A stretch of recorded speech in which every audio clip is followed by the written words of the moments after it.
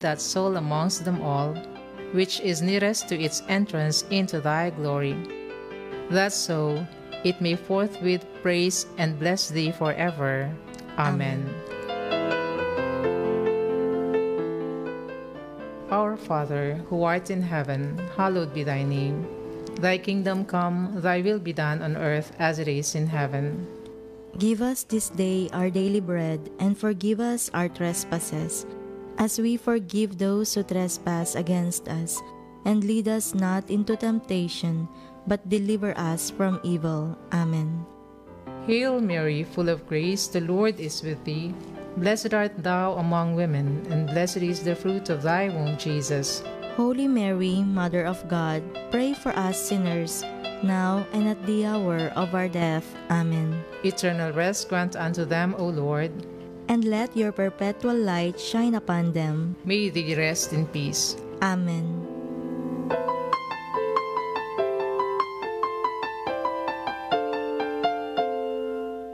The Litany.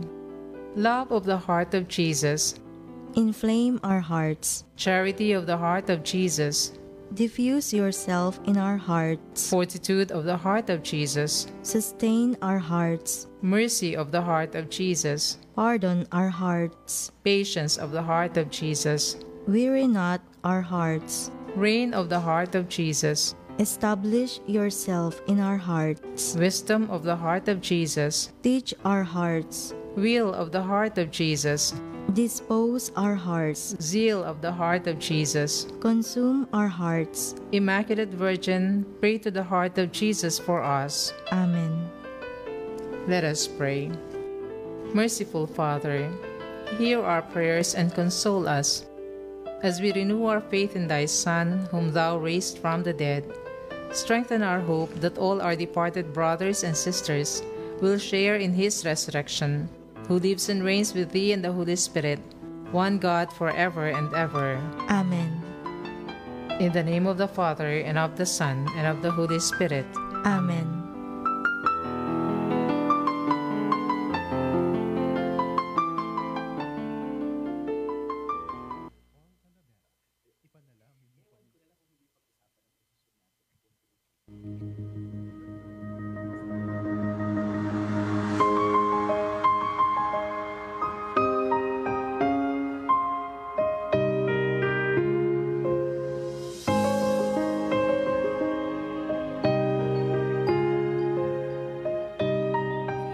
Have you ever felt stuck in a certain behavior or sin? Is there something that seems to weigh you down? These are the things the devil uses to discourage us. He knows that discouragement does more damage than the actual sin. When we are discouraged, we continue to sin. This is when we most need to contend for our freedom and breakthrough. We confess our sins to Him and we receive His forgiveness. He will be faithful to forgive us again and again. When we feel God's authentic forgiveness, it increases our strength to resist the sin next time. If we are faithless, He remains faithful, for He cannot disown Himself. From the letter of St. Paul to Timothy. Are you struggling with sin? Jesus says, in your struggle, look to Him. He is the author and perfecter of our faith. From the book of Hebrews. You are not. Lean mightily on His ability to complete that which He began.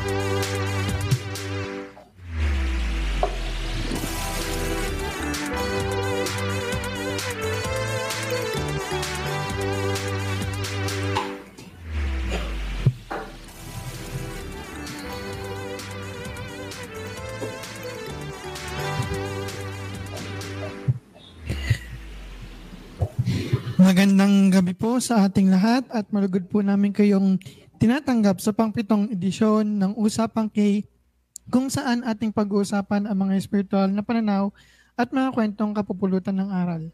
Simulan po natin ang ating programa sa pamamagitan po ng panalangin. Magandang gabi po mga kapatid kay Hesus Kristo. I invite everyone to join me in prayer. Let us pray in the name of the Father, and of the Son, and of the Holy Spirit. Amen. Lord Jesus Christ, you speak and bring all that is seen and unseen into being. We give you thanks for the gift of this radio program to reach the far-flung places with messages of hope and life. May we strive to be the bearers of good news, that all people may come to know the abundant life for which we have been created, and yet more wonderfully redeemed in Jesus Christ. Through the intercession of the Blessed Virgin Mary, our guiding star, we offer our prayer in your name, in the power of the Holy Spirit, God, forever and ever. Amen. In the name of the Father, and of the Son, and of the Holy Spirit. Amen. Ayan, no? So muli po, tinatanggap po namin kayo dito sa aming programang Usapang K.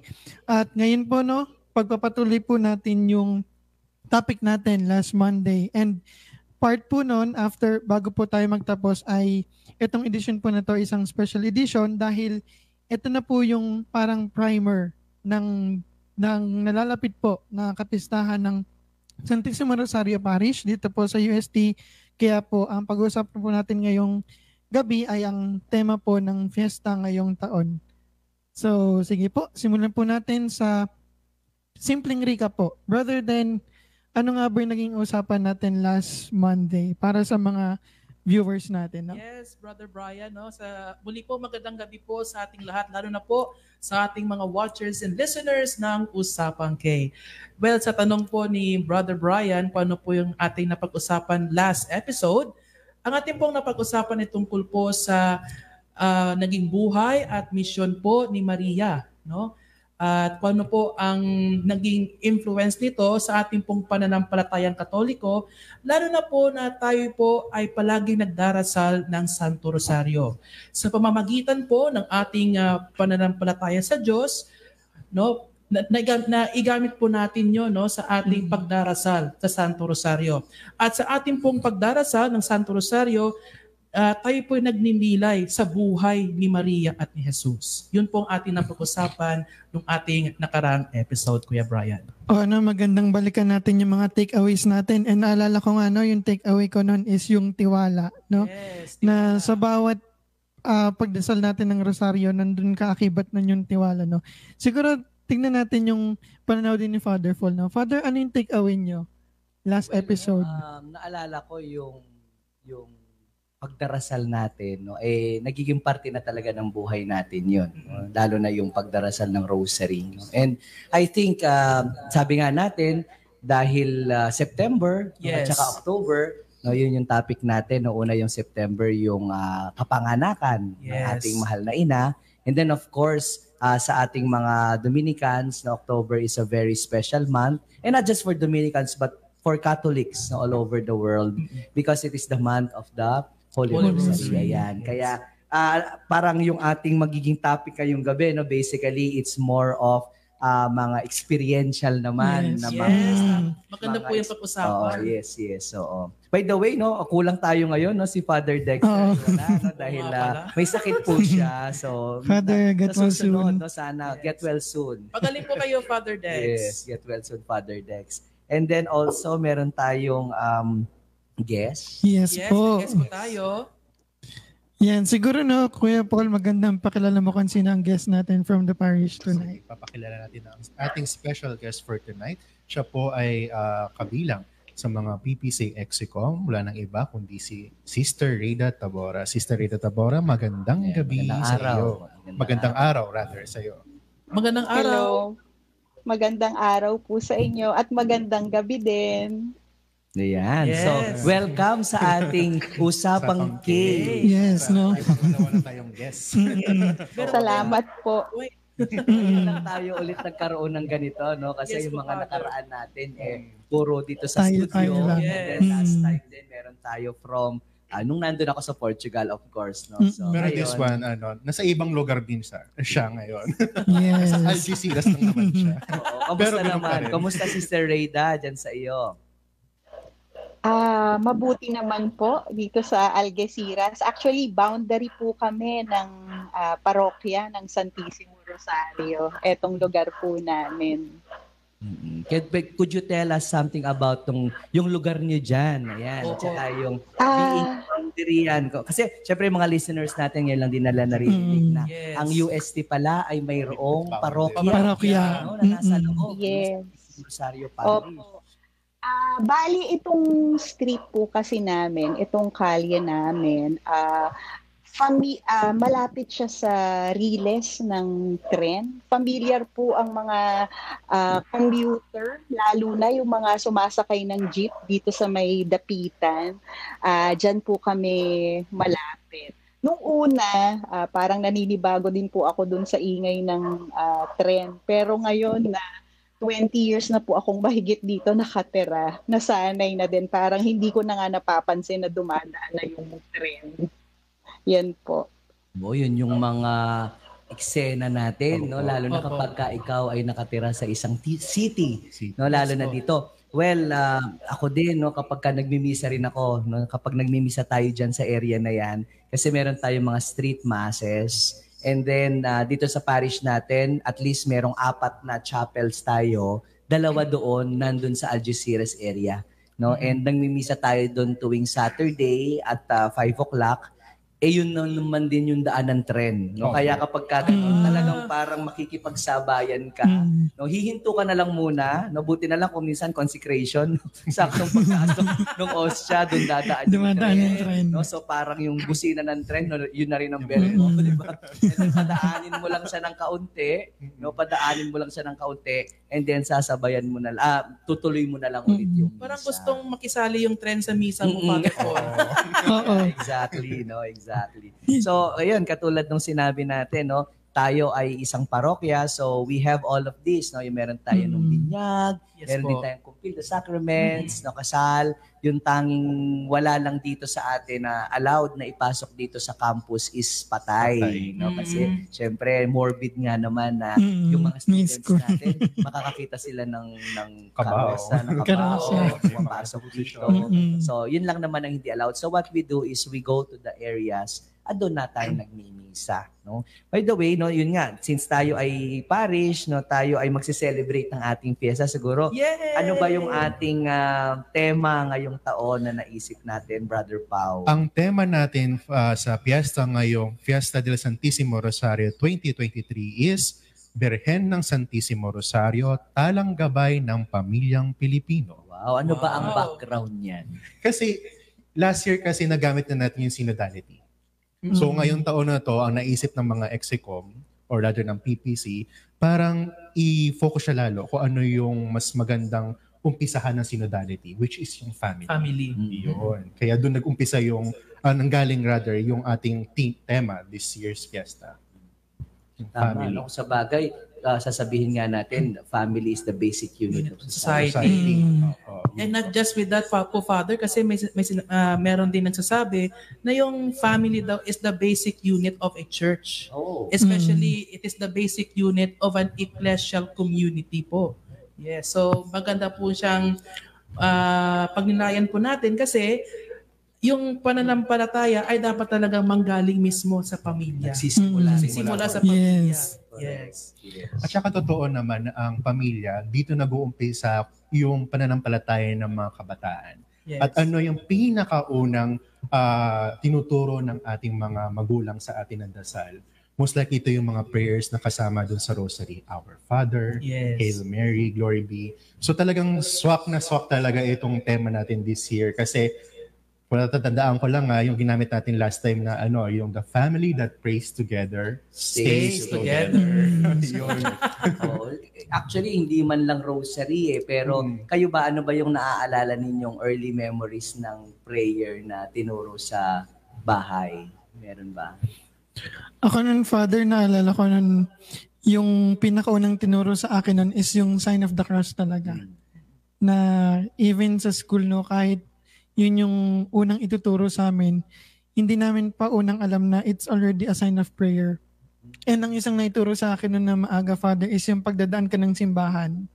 Yung magsa-sign of the cross ka. And later on, no, as I grew up as a seminarian, dun ko nakita yung importance nung prayer na yun and yung sign of the cross na yun, na it's just only for us a sign. Kasi di ba, Father, one time, no, naging viral din yan sa Facebook, di ba? Huwag nating balikan yung na somehow, no? Pero para sa background ng mga nanonood, yun yung time na parang may nagsabing content creator na nag-gang sign daw ang sign of the cross.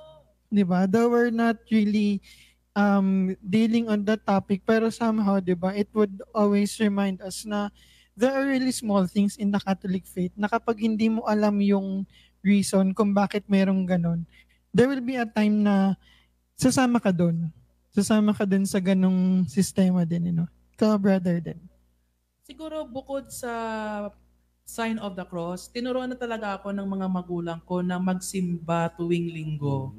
Kasi sa sa hometown po namin, yung bahay po namin is malapit lang talaga sa parokya namin. Just a walking distance lang. So every Sunday, syempre, bata pa ako, parang may mga instances na tinatamad kasi pag bata, laro. Laro kasama yung mga kaibigan.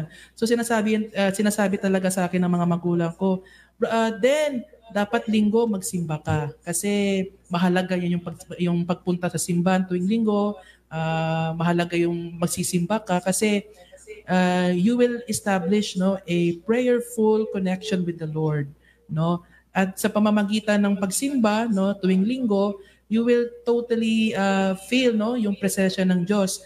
At nung naging seminarista ako, doon ko pa mas naintindihan yung sinabi ng mga magulang ko kung ano ba talaga yung kahalagahan ng pagsisimba tuwing linggo. Maganda yun, na we start our children young. Yes. Kasi kung minsan sa atin, naisip natin, ay hindi pa naman nila naiintindihan yun. Pero actually, isasama mo lang yung bata sa simbahan, that is already a big thing. Yes po. Although sa akin nung naging pari na ako, kung minsan parang kung minsan maiinis ka kasi sabi mo nga, sa inisip ko, ano ba to? Sabi ko, yung mga bata umiiyak sa loob, maingay sa loob. Pero come to think of it, yun nga, sabi nga ni Cristo, let the children come to me, diba? Yes, so, kahit hindi po naiintindihan ng lubusan nung bata, yung misa, pero yun nga, nagkaka-memory ka na anong bata ako, dinadala ako doon.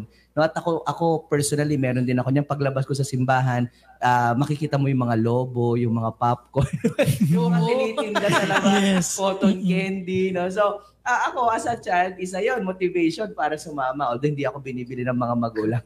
Pero may memory ka ng yung mga tao, naghahawak kamay pag Our Father, yung tumatayo, umuupo, di ba? And that is, it's a good training. Sabi nga natin, kung the family is the basic unit of society and of the church, talagang dapat we start them young, yung ating mga. Yeah. Siguro, Father, tanungin din natin si Sister Reda, bilang isang member po ng parish, and having a family. Sister, ano po ba yung, kumbaga, mga practices niyo po sa family where the life of Mary is really nakikita po sa loob ng family? Thank you, brother, sa pagtanong mo na yan. Actually, gustong-gusto ko itong sinishare kasi dalawa yung anak namin ni Joseph. So, elementary pa lang sila, sinanay na namin na every 6 p.m. ng gabi, nagdadasal talaga kami ng rosary. And then, meron din kaming practice na before matulog. Kasi sinanay namin sila talagang 8 o'clock, sa bed na sila. Sleeping time na yun ang tawag namin. So, bago matulog, meron kaming evening prayer na family, kaming 4. And then, tama ba, Padre, yung after ng evening prayer, parang isa-isang saint ini-invoke namin. Kunwari ako, si Saint Thomas, pray for us. Yan. So sila din. Si Regina kasi, coincidentally, ka-birthday niya sa heaven si Saint Dominic. Pareho silang August 8. So siya si So si Regina Johnny. yung inyong panganay. Yes, yung aking panganay. Panganay. So may dalawa, Oo. Regina and Si John. And Jan. Si Jan. Jan. Oo. Yun. asawa ni So, Sister Rita, Joseph. Joseph. reflect, no? And then si Sister Edna is serving the Santissimo Rosario Parish, no? So there's the life of Mary. So yun nga, Yes. paano yun, Oo. sister? Mga Nag-invoke saints? sila ng saints Oo, after. ng saints after ng prayer. And then, eto namang si Joseph, natapos na kami magdasal, isa-isa, nilalagyan niya kami ng holy water sa noo. Yung parang, God bless you, yung ganyan. Imbis na good night, God bless you. So kami din, ibe-bless namin yung isa't isa na gano'n yung sa holy water. Yun yung practice namin na up to now, although adult na kasi yung dalawa, kami na lang ni Joseph yung gumagawa nun. Pero Ng napakaganda rosary. practice, no? Mm-mm. Naglalagay sila ng holy water sa together. Kasi iba ko, for example, yung mga Latino, yung mga parents or yung mga elder people, they make the sign of the cross doon sa mga bata. Diba? Yun yung mga nakikita ko sa mga telenovela, yung mga nakikita ko ng mga diba, talagang sign of the cross. Pero sa Philippines kaya, ano kaya yung mga naging tradition natin? Ulit, kagaya niya, sila Sister Rita, no? Holy water. Sa inyo, brother, may mga ganun kayo mga tradition. Siguro ang isang gusto kong balikan doon na tradition is yung more on pagmamano. Na after mong matulog, parang you are asking your parents or yung lola at lola mo na i-bless ka, no? That's something that we can also have a form of prayer, no? Na kahit pagdating mo sa bahay naalala ko nun pagdating namin sa bahay ni lola, pag doon kami matutulog, hindi kami papapasukin ng pinto kapag di ka nagmamano po. Di ba? And that is something that we can look forward din na it's a form of prayer and blessing na rin na when good things happen in your life, even sa mga kasal, di ba, Father, bago ipasa nung magulang ng bride yung bride dun sa groom, di ba, nagmamano, and ganun din yung groom, no? So basically that is something that we can look forward na rooted in the deep faith na yung honor natin that we have in a small tradition, even with the praying of the rosary, is also connected with our life. Kaya ito yung naging topic natin for tonight na as we look forward to the celebration of the Feast of the Our Lady of the Rosary, sana hindi lang siya maging spiritual. Sana maging experiential din siya sa atin na every time as we pray, katulad nung example ni Sister Rita, diba, sa family, na even if they're praying as one family, nakikita pa rin yung, or nararamdaman pa rin yung presence ni Mary, diba? Sa inyo, Brother Dan. Ganun din sa amin, Brother Brian, pagmamano, isang napakahalagang tradisyon yun sa bahay, no, sa community namin. Lalo na paggabi, no, pag sabi talaga ng 6 p.m., pag naririnig na namin yung kampana ng simbahan, so ibig sabihin, it is the time na, no, to have that time to pray, no, especially the Angelus, the Holy Rosary. But aside from those things, importante na pag alas 6 na ng gabi, so sa bahay, no, magmamano na kina mama, kina papa, sa lolo at sa lola. Yung talking about the blessing, naalala ko lang din pag nagbibinyag ako ngayon dito sa parokya. Kasi narinig ko lang din ito doon sa isang pare, no, nakalimutan ko na kung sino, no, nagdi-discuss about the parts ng baptism habang ginagawa natin. Isa doon yung pagkukrusan noon ng bata.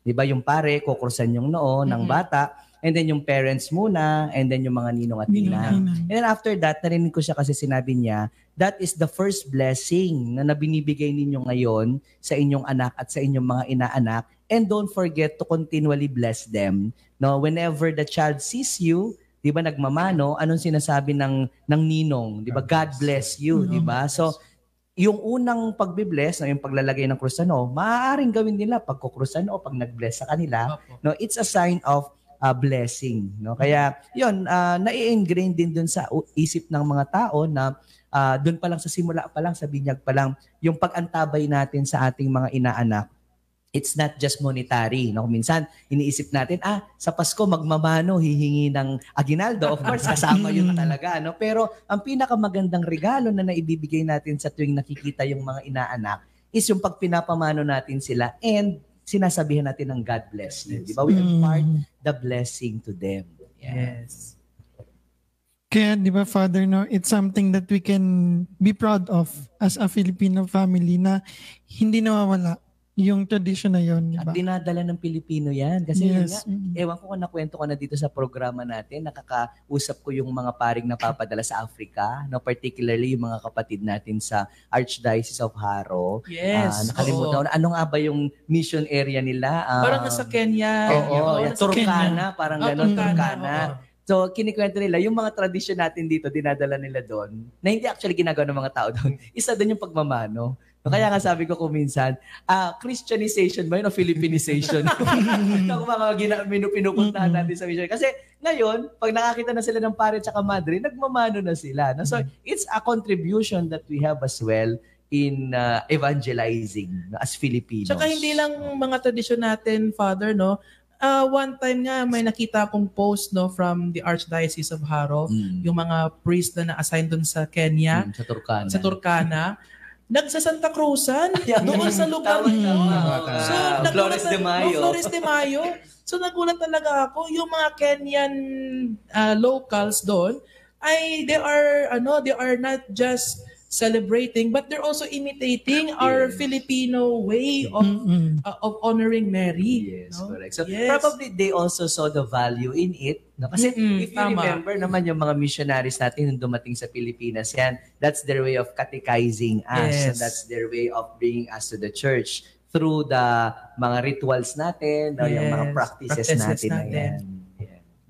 So parang ganun na, yung mga gawin natin dito, sinishare din natin. Kasi di ba ano bang sabi sa atin ni Pope Francis nung pumunta siya rito sa Philippines na parang Filipinos are good missionaries. Kasi sobrang dami ng Pilipino sa buong mundo.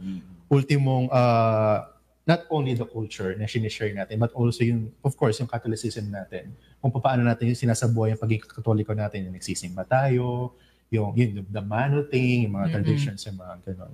So talagang sa pamilya pa rin talaga nanggagaling yung mga ganito. Yes.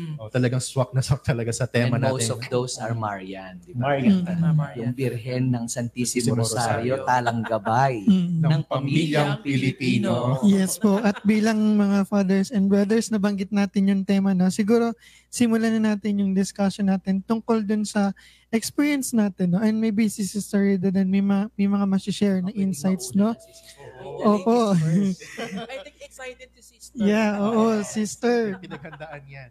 Gusto po sana namin kayong tanungin, sister, no? Bilang sa tema po ng ating festa ngayon na Maria Talanggabay ng Pamilyang Pilipino, no?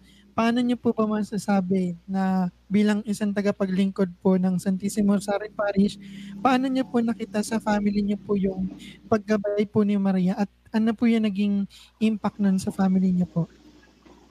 Oo, malaki. Kasi ang asawa ko kasi, ang profession niya is surgeon siya.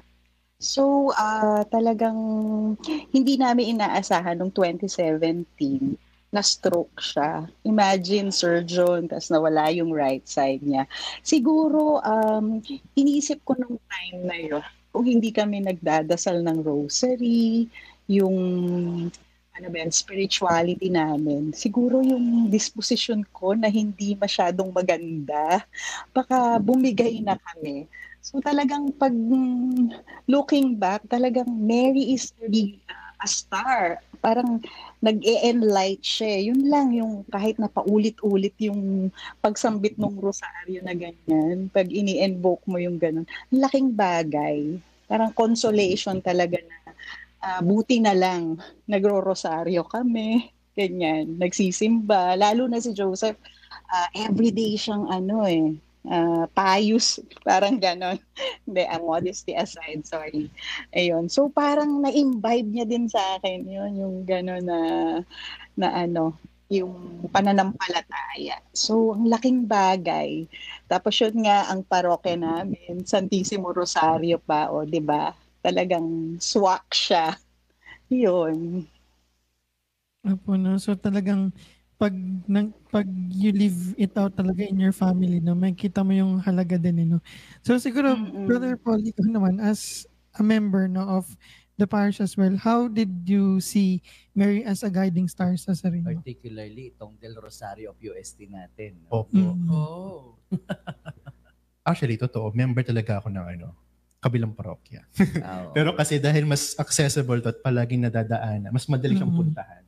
Dito na talaga ako nagsisimba ever since from nag-school ako sa Dominican until pumasok na ako ng seminary and going back here in the outside world. Dito pa rin ako sa Santissimo. Iba yung hatak eh. Minsan kasi may factor pa rin yung image. Sa totoo lang, may factor talaga yung image kung ba't na-attract ka. And I really find our Blessed Mother here in our parish na very inviting ang kanyang aura, ang kanyang mukha, ang kanyang titig. No? Na every time I look into her straight, para siya nangungusap. No? And aside from that, very Marian ako in a way because of my family also. Because, I grew up in Iloilo as well. So, hindi pwedeng hindi mag-rosaryo every day at 6 p.m. No? Hindi rin pwedeng hindi mag-angelus ng 12 and 6, mga ganon. And then talagang tambay ako ng simbahan pag Flores de Mayo. Yun. From May 1 until May 31,